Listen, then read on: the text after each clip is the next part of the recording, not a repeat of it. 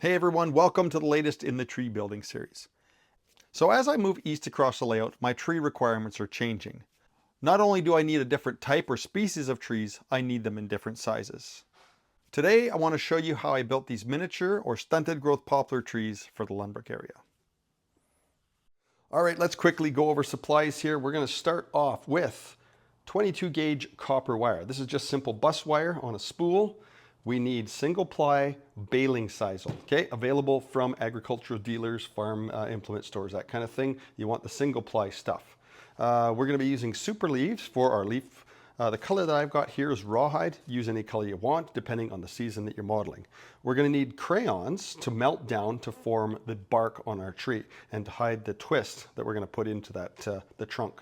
So I've got white here. I buy these things, like 6 dozen at a time, 10 dozen at a time. I use these lots. The white comes in handy for aspen trees. We're going to paint this to represent a poplar. We need a cordless drill with an adjustable chuck. Because the chuck on this drill will not squeeze down on our 22 gauge wire, I've got a pin vise chucked into that, and this is what we're going to use to get that wire spun up. We're going to be using a heat gun to make sure that our wax has a nice even coating on our trunk. We need scissors, of course, for cutting and shaping our tree. We need snips for making sure that our trunk is just right. For the wax, I've got an old hot plate here with a secondhand pot that I found at just an old store, or just an old pot you got laying around. I've got a metal carafe in here. The reason you want that metal carafe is it's going to heat up inside that pot, double boiler kind of effect here. Metal spoon so that you can maintain that heat throughout. Now, painting and getting our flocking on. I start with a nice tan Rust-Oleum camouflage paint here. This stuff is really nice because it sticks to plastic, so it's going to stick to our wax really well. Just to kind of give us a little bit of variation in the leaves, or pardon me, in the branches up top. I've got some flat black that we're going to apply, and to make sure that our super leaf material sticks, I've got 3M Super 77 spray adhesive. Use any spray adhesive that you want. And last but not least, we need something to grip that wire while we're spinning it up. You can use a vise, or in my case, I've got a pair of vise grips clamped to a piece of 3/4 inch plywood, clamped to my workbench. I find this works really well and really quick. Instead of spinning everything off, it's just snap, snap, and your tree is in and out. All right, first thing to do is get our materials prepped. We're gonna make our trunks to start. Now, what I like to do is take a piece of 1/8 inch hardboard here. You can see it's 8 inches long. I've got a line drawn directly through the center of it on both sides at the 4-inch mark. So what we're going to do with this is we're going to take our copper, okay? We're going to pin the end of the copper on the end of that, or pardon me, on that center line, and we're just going to wrap around like this. Now, the reason that I've gone with 8 inches is because we want to make sure that we have a tail on our tree so that we can handle it when we're doing the waxing. So we just continuously wrap this around, and I've only got a little bit left on the spool here, so I'm just going to take all of it off of here. There we go. Now this doesn't quite wrap around to the other side, so I'm going to cut it off at the center line like that. This is no good to me, and I can take and cut these all right across like this. I'm going to hold them nice and tight like this so they don't go flying all over the place. Right at the center line, cut like that. And if we pull this off, you can see that that's going to give us a nice folded over piece of copper, 4 inches long on each leg. This is going to be our trunk. Now we can take our scissors and cut our branch material out of the sisal. I like to cut this at a minimum of 1 inch long, and the reason for that is if you cut it any shorter, it tends to unravel. So if you cut it about 1 inch, just over 1 inch, it'll kind of hold itself together, and that comes in handy when you're pulling just the right amount of material off to get your trees made. So depending on how many you want to make, of course, it depends on how much of this you're going to cut. If I'm cutting for a different type of species where I'm building piles, I'll cut like 50 of these, but we're not going to use much because these trees are so small. So I might just cut, say, 10 of these, maybe 12 of these things. Throw them in a little bin here, and then we can start building these trees. All right, to start, we're going to take our 22 gauge wire that's folded over on itself, and we're going to gently squeeze the end down like that, locking our vise grips. Okay, we're going to take and we're going to pull the wire so that it actually is nice and tight throughout that range. We're going to open that up. It's going to form a clamp when we squish in our material. Now what I find works well for the trees that I'm making is about a quarter to 1/3 of your sisal material. We're going to put that in, place it right up against the bottom of the jaws, squeezing that together and then twist, okay? It's important that you twist in the same direction that the drill is going to spin these things up, otherwise you're just untwisting everything. Okay, now because these are smaller than some of the trees I've made in the past, you have to be really careful when you spread out the material. And if you got any lumps, like right there, just remove that, okay? Now, depending on how full you want the tree, depends on how much sisal that you have in here. For the size of trees that I'm making, I don't go more than about an inch, maybe 1 1/8 from here to here, okay? So the trees I'm making, pretty small because of the location on the layout. Kind of getting close to the prairies, these trees don't grow very tall. So we've got that in place, okay?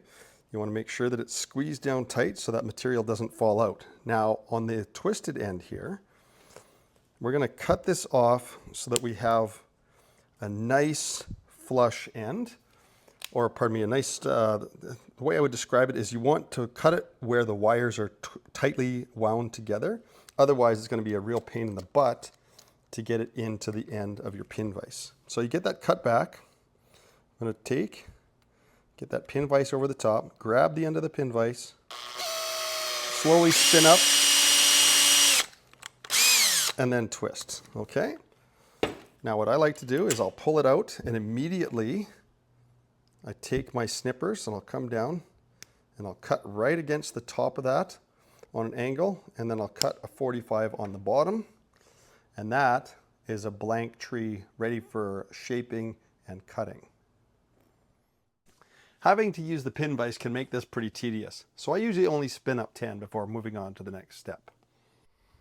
With the tree spun up and the bottom and top of the trunk trimmed off, we can now start shaping the branches. So what we're going to do for that is take the tree between an index finger and a thumb. We're going to take our other index finger and thumb and we're going to pull up on the sisal as we spin the tree. And what that's going to do is going to bring that sisal up to form a nice top canopy. Okay, so you want to shape it like this. If you have to, grab it, give it a spin. That's going to get that nice and vertical. Once you've got that in place, we're going to take scissors and we're going to trim. I like to start at 45 degrees across the top like this, not getting too close to the top of the trunk, otherwise you'll see that when you flock it. Okay, once you get the top trimmed off, we can trim the sides down to shape. And then to add a little bit of interest and to make sure that it doesn't look too straight, we just take the points of the scissors, we're going to put them in like this, spin the tree, and just clip off the odd branch like this, just to give it a little bit more interest. And again, so we don't get too straight a line up the side of the tree. Once you're happy with the shape, we're going to stick that tree into a styrofoam block like that. Once I've got 10 trees trimmed up and placed in the blocks, I go back and start spinning again, repeating the process until I've got 50 trees. Once I hit that magic number, it's time for paint. I hit the trees from 4 directions with the tan camouflage paint. Now this acts as a primer, but also sets the sisal in place. You don't have to get too carried away as we're going to paint these things again. Once all the trees have been painted, I like to let them sit for half a day or overnight to allow the paint to dry up before we proceed to the next step, applying wax to the trunks. All right, we can now get our wax ready. I've got the hot plate fired up. I've got my beat up old pot on there with some water in it, about half full. I've got the craft sitting in that water. I'm going to take the entire box of crayons, peel them, break them in half, dump them into the craft and melt them down. The color of crayons you use for this doesn't matter. I'm going with white because I've got piles of them kicking around. I also use this technique to simulate the white bark on my birch/aspen trees.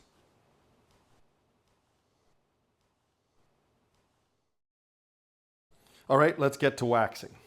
So you see that we've got lots of excess trunk here. That's why I cut the initial copper wire 8 inches long, folded over, it's 4 inches obviously, is so that I got lots of room to work with here. I'm only going to wax about 1 inch of this trunk, so that gives me lots to work with without getting stuff all over my fingers or burning them. And that's going to come real handy, or pardon me, that's going to come in real handy when we use our heat gun in the next step here. So another thing to consider is how hot your wax is. You don't want it that hot, so I've got this turned down very low. The water in the pot is just a very, very, very low boil, and that seems to be exactly the right consistency or the right temperature to get your wax to the consistency you want. So what we're going to do is just take a little bit of wax in the spoon. I'm going to take it and let it roll off the top edge of the spoon like that. We just bump up against the bottom branches there. You don't want to get wax up into the sisal, otherwise it's going to form a lump. It's just a gentle bump up against those bottom branches. Let it flow over top of the stem, and there you go. Once that's done, we place it in the block. We'll do our last one here real quick. Just like that. This one goes in the block. When you've got them all done, just shut everything down, let the wax harden up in the carafe, and you can just reheat it next time. No problems with that. Once our wax is applied, you're going to notice that it's not going to be 100% perfect. We're going to fix that with a heat gun. Now, if you watched my aspen tree video, I used a torch. Didn't have a heat gun at the time. Someone suggested that I use one, and with this batch, I've tried it. It works absolutely fantastic. So what you want to do is just get this wax heated up so it just starts to flow, and you can manipulate the wax by spinning it, using gravity and the flow of air from the heat gun to get the wax to flow exactly where we want it to. So this takes a bit of technique and practice, but once you get it, it's a piece of cake.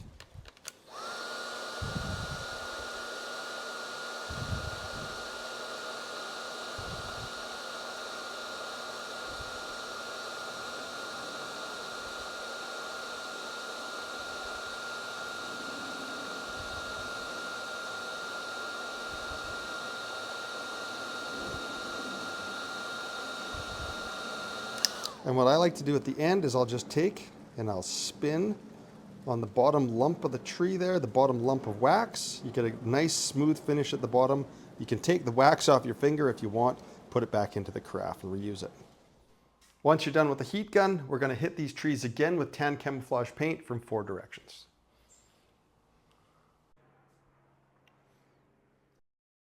I let the paint dry to the touch, and then I knock the blocks of 10 down to 5. You want to end up with a single row of 5 trees per styrofoam block.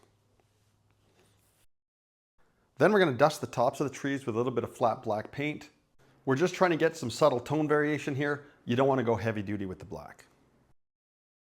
And the last thing to do is flock these things up.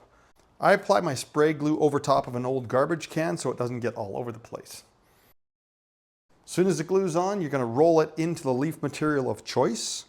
Now you want to roll these things lightly so you get a nice airy feel to them. Little trick, after you flock the tree, if you could still see wire windings in where the sisal is, just sprinkle some more super leaf material into the tree and that'll hide that. And if you want to add some contrast and variety, you can sprinkle in a different tone of flocking, in this case sandstone. Let the trees sit in off gas for a few days and they're ready for the layout. Of course, the color of your flocking is dependent on personal preference and the season that you're modeling. The way I decided what was going to work best for me was to build up 10 trees and flock them with different colors. While certainly not the most spectacular, rawhide was the best match for color and tone for the area that I was modeling. So there you go everyone, that's how I'm building my latest batch of stunted growth poplars for the layout. I hope you got something out of the video and give it a whirl. Thanks so much for watching everyone. We'll see you next time.